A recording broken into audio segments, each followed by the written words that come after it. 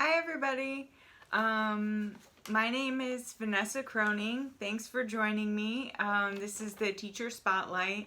They asked me to introduce myself and talk a little about myself so you guys can get to know me and a little bit about me and how I became a fiber artist and some of the things I teach and what I do. So if you keep seeing me look down, I made some notes. I'm a little bit nervous, so here we go.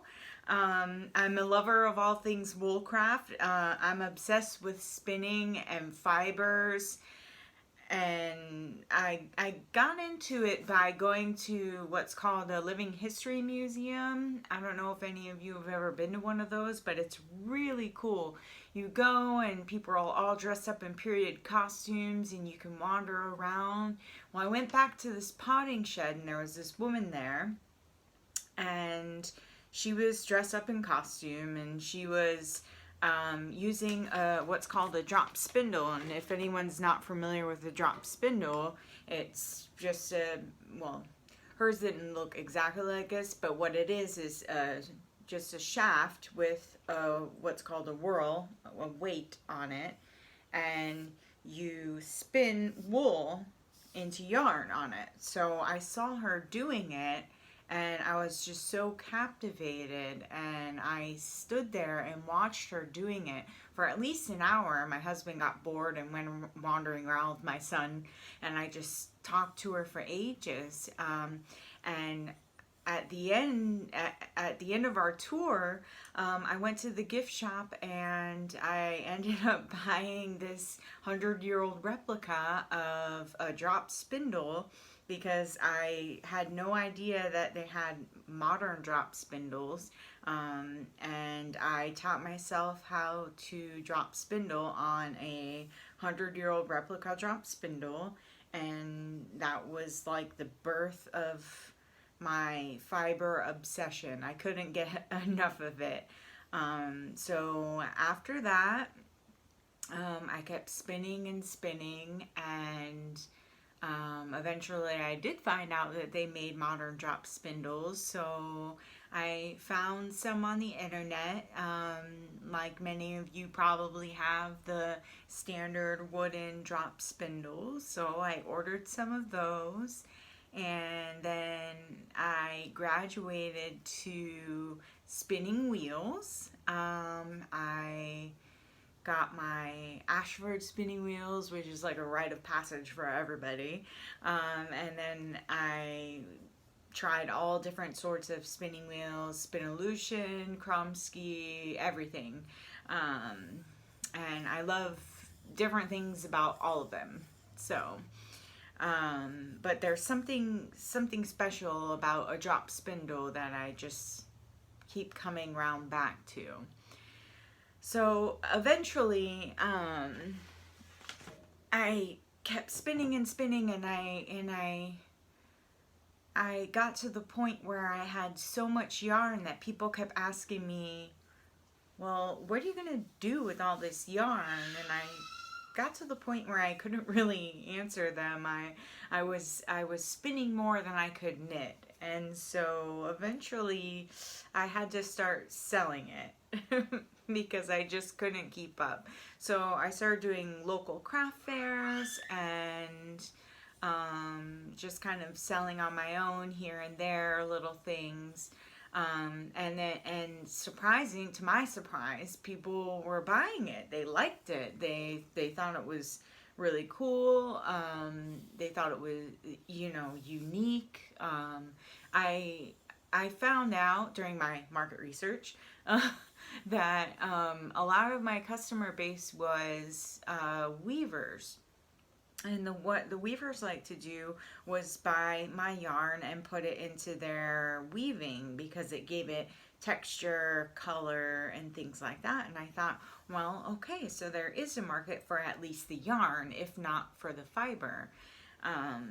So I was reaching my retirement for the Air Force, and I thought, oh, well, this could be a smooth transition. And then fast forward, spoiler alert, this is not a smooth transition, but it all worked out in the end. So I ended up building my business, and I came up with the Spinner Stash. So now I own a shop called the Spinner Stash, where I sell beautiful bats that I make and roving. I have beautiful locks. I am a Spinolution dealer. I'm also an Ashford dealer. I make handcrafted drop spindles, very beautiful drop spindles. So these are my beautiful modern resin drop spindles, which have a little resistance when you drop them. They kind of bounce. But I make some pretty cute ones. This one's a popular. They're all original, but I do make some kind of, similar, and the unicorn ones are really popular right now. And then I have some that are like really pretty ones with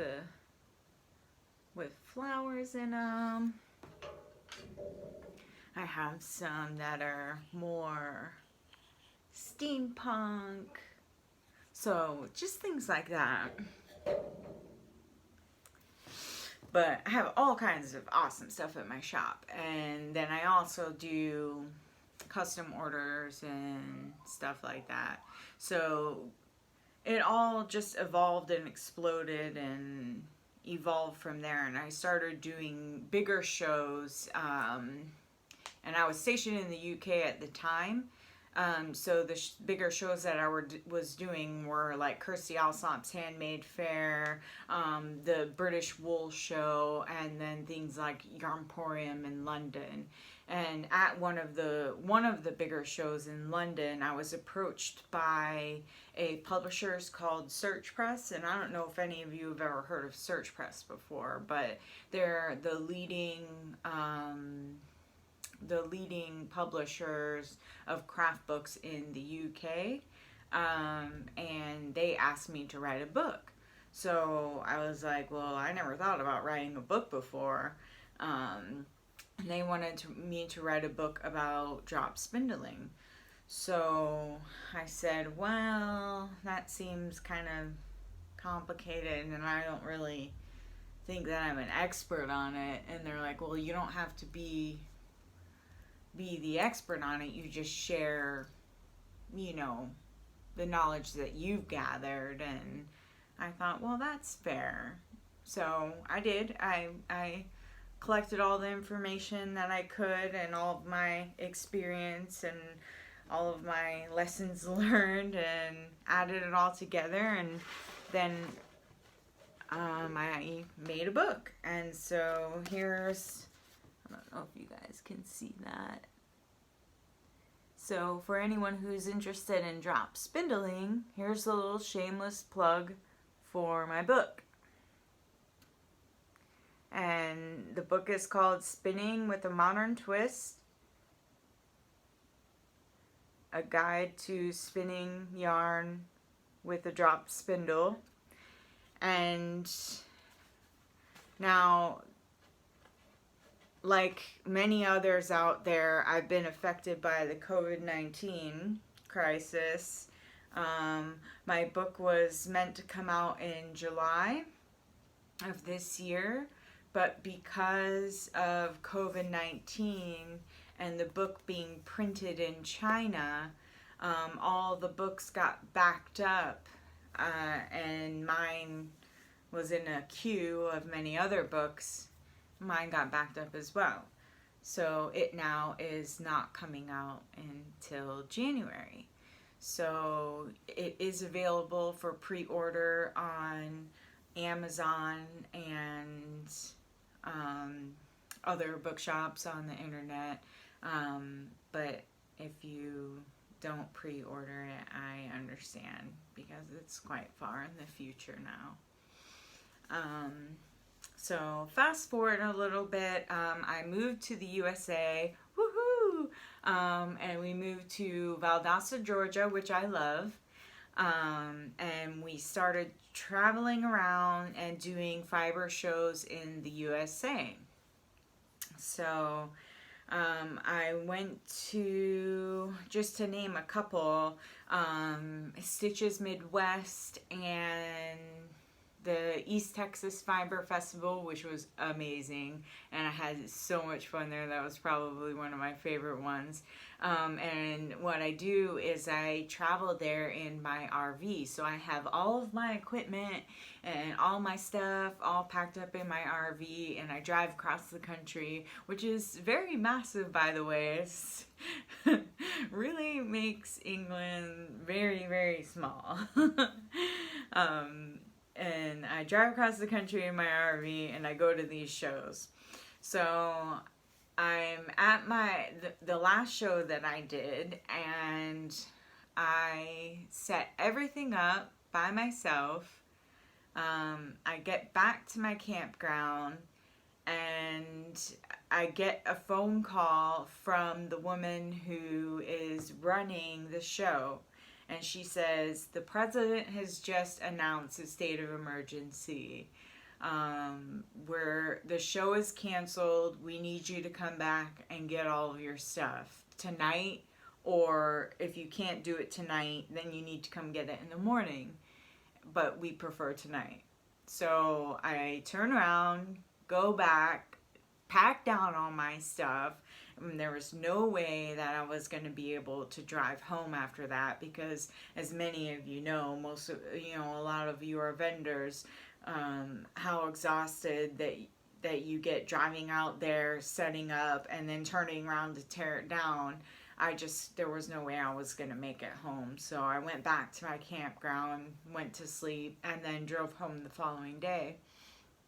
But the amount of money that I spent just on petrol driving out there, and then paying for the campground, and then my time, and then the amount of money I lost for the show itself, just that I would have made from customers, and then show after show after show that's been canceled since then, because I would have had at least one show a month since then. And then I have shows in the future that have already canceled because of COVID-19. So it's really impacted my business. On the flip side, though, my sales online for spinning wheels have increased. So people are at home wanting to keep their feet busy and their hands busy. So that's great. So keep it up with the spinning.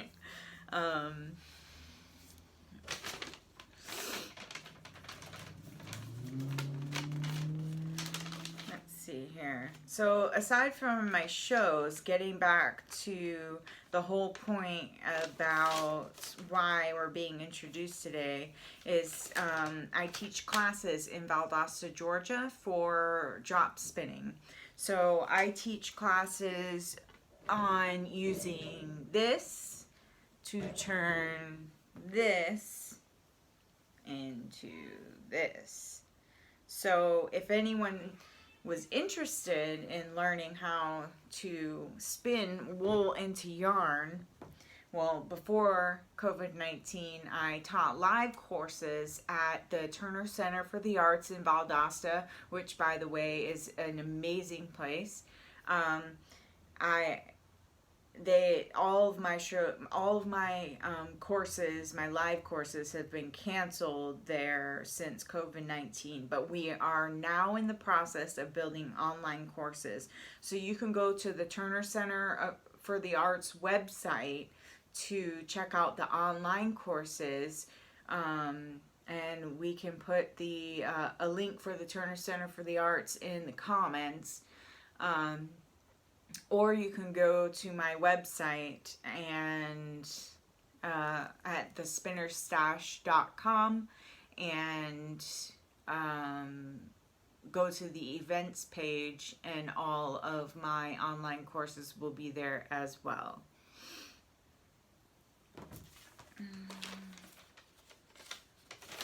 Also, if you go to the Turner Center for the Arts page, you can check out the Spring into Art exhibition. I have a couple of pieces of my art that are in that have been entered into the exhibition, and there's a virtual tour. Excuse me. There's a virtual tour that you can take and look at.